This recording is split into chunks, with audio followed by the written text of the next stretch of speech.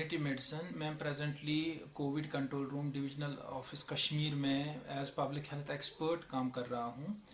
जैसा कि आने वाले दिनों में गवर्नमेंट की तरफ से रेस्ट्रिक्शंस में ढील दिए जाने की बात चल रही है, ऐसे हालात में वायरस के फैलने का खतरा बहुत बढ़ चुका है। तो तमाम लोगों को ये बात जहन नशीन कर लेनी चाहिए कि जो डील रेस्ट्रिक्शंस में दी जा रही है वो डील गवर्नमेंट की तरफ से है, ना कि वायरस की तरफ से। तो आप ऐसे में क्या करना है, जब मजबूरी हो तभी घरों से बाहर निकलना है। अननेसेसरली घरों से बाहर ना निकलें अगर डील भी बाहर हो। खासकर जो बच्चे हैं, जो बुजुर्ग लोग हैं, उनको चाहिए कि घरों में ही रहें। और जो लोग जिनको मजबूरी है अब घर से बाहर निकलने की, चाहे वो कोई इमरजेंसी हो या कोई काम के लिए निकले हों, उनको खास ख्याल रखना है कि उनको फेस मास्क लगा के ही निकलना है। विदाउट फेस मास्क कभी घर से बाहर नहीं निकलना चाहिए। दूसरी बात ये कि जब वो घर से बाहर निकलें तो लोगों से एक दूरी बनाए के रखें। जो कंजेस्टेड प्लेसेस हैं, जहाँ पे ज्यादा रश होगा, वहां पे नहीं घुसें, चाहे वो वर्क प्लेस हो चाहे दुकान हो। तो एक 3 से 4 फुट की दूरी बनाए रखें, जिसको हम सोशल डिस्टेंसिंग कहते हैं, वो बहुत ही जरूरी है। उसके अलावा अननेसेसरली हाथ से चीजों को टच ना करें, जैसे कोई टेबल है या कोई दरवाजा खिड़की, जितना हो सके हाथों को कम इस्तेमाल करें अननेसेसरली चीजों को टच करने में, क्योंकि ऐसे हाथों में वायरस लगने का खतरा रहता है। और कुछ लोगों को आदत रहती है कि अपने हाथ से अपने मुंह को, नाक को, आंखों को टच करते रहते हैं, उससे गुरेज करना है। आपको दिन में कम से कम 3-4 बार साबुन से हाथ धोने जरूरी हैं।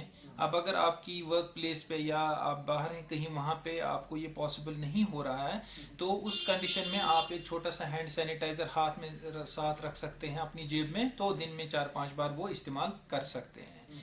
जब आप काम से वापस घर आते हैं तो उस वक्त बहुत जरूरी है कि आप साबुन से हाथ धोएं। बेहतर रहेगा कि अगर आप उस वक्त नहाएं और जो कपड़े आपने लगाए हैं दिन भर, उनको आप डिटर्जेंट सोप से धोएं। तो तब जाके आप अपने साथ जब बाहर से घर आते हैं तो एक इन्फेक्शन साथ नहीं लाते हैं अगर आप वो एक्टिविटी करते हैं। इसके अलावा आपको जो आपके घरों में जो क्रॉनिक डिजीजेस में मुब्तला लोग हैं, जैसे डायबिटीज है, ब्लड प्रेशर है या बाकी क्रॉनिक डिजीजेस हैं जो बहुत देर तक रहती हैं, ऐसे लोगों के लिए बहुत जरूरी है कि इन डिजीजेस को कंट्रोल में रखने की जरूरत है। कंट्रोल में रखने की जरूरत है यानी जैसे आप जो दवाई उसके लिए खा रहे हैं वो कंटिन्यू खानी है, और बीच बीच में टेस्टिंग और डॉक्टर से कांटेक्ट करके आप वो पता कर सकते हैं कि हमारी डिजीज जो है वो कंट्रोल में है कि नहीं। क्योंकि अगर वो कंट्रोल में रहती है तब जाके अगर खुदा ना ख्वास्ता आपको कोविड का इन्फेक्शन लग भी जाता है तो वो आपके लिए ज्यादा नुकसानदेह नहीं होगा।